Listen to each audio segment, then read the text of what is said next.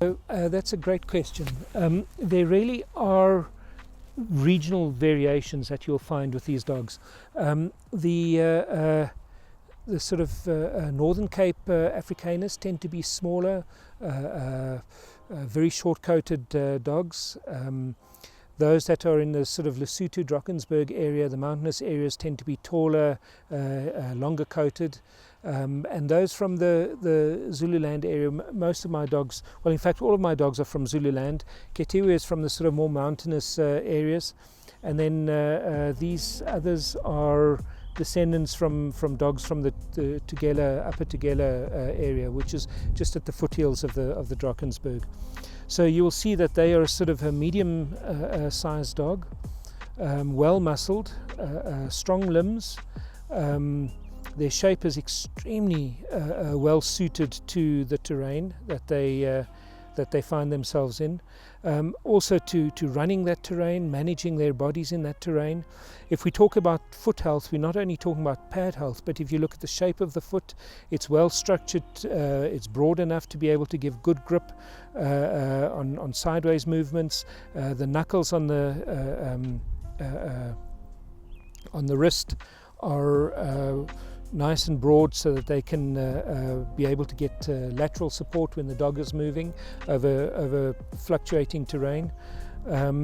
And all of it is shaped to give to allow for a very efficient gait that allows the dogs good grip and a nice uniform gait that gets well aligned for maximum efficiency. An interesting thing about the different speeds, when you're running on with these dogs on the bicycle, sometimes you're going very fast and sometimes you're going slower, and their average speed can be anything from on average around about 10 to 15 kilometers an hour. That's roughly what you're doing over an entire event of 150 kilometers. But at any time in between, those dogs can be doing a vastly different speed.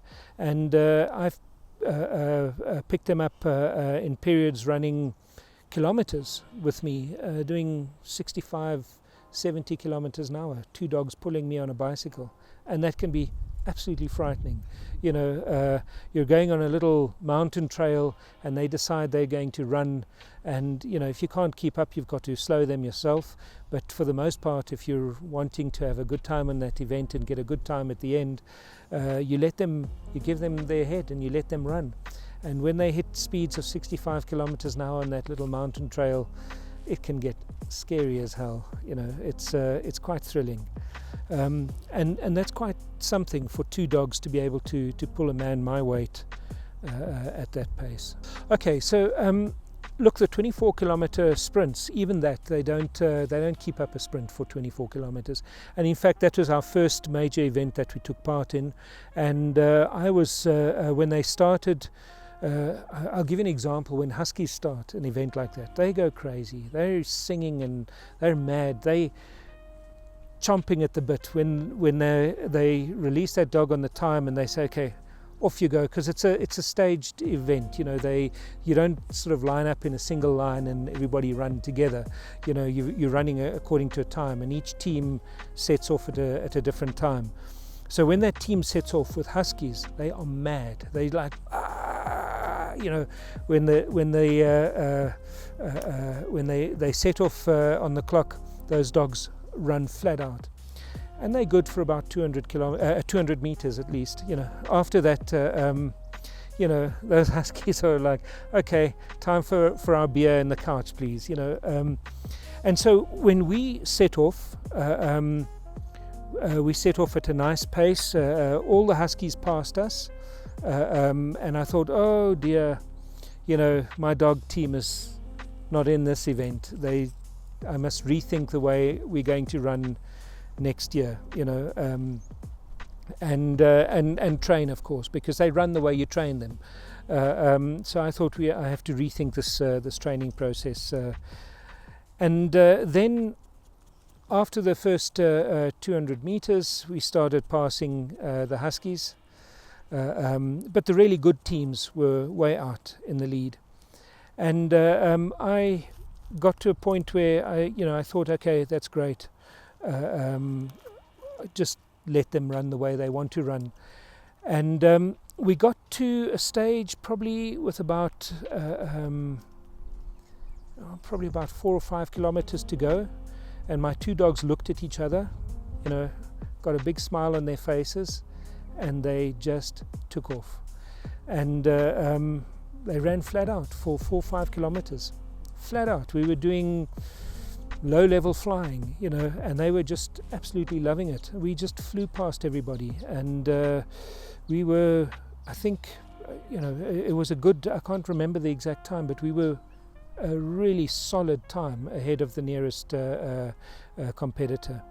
And there's a funny story to that, which you might enjoy, and that is when I was training with my dogs. The dogs are running out in front of you, so you're not steering them like with a horse, with reins or whatever. It's only voice command that you have to steer these dogs. And so I found that when I would be saying to my dogs, faster, faster, they'd go faster. And one day we were out running here quite a far distance. I think we'd done 40 kilometers, and we were coming back, and it was already hot. And so they were going really slow. And I was saying, come on guys, faster. And they sort of looked at me. I said, no, faster. And my voice was a bit, I think, aggressive, and they became timid, and so they slowed even more because they thought they were, upsetting me. And the more they slowed, the more frustrated I got, and they picked it up in my voice, and so they ended up just stopping and saying, okay, we're clearly upsetting you, we're just going to stop, And I was so devastated. I thought I've ruined my dog team with my frustration, with my lack of patience. I thought I've ruined my dog team.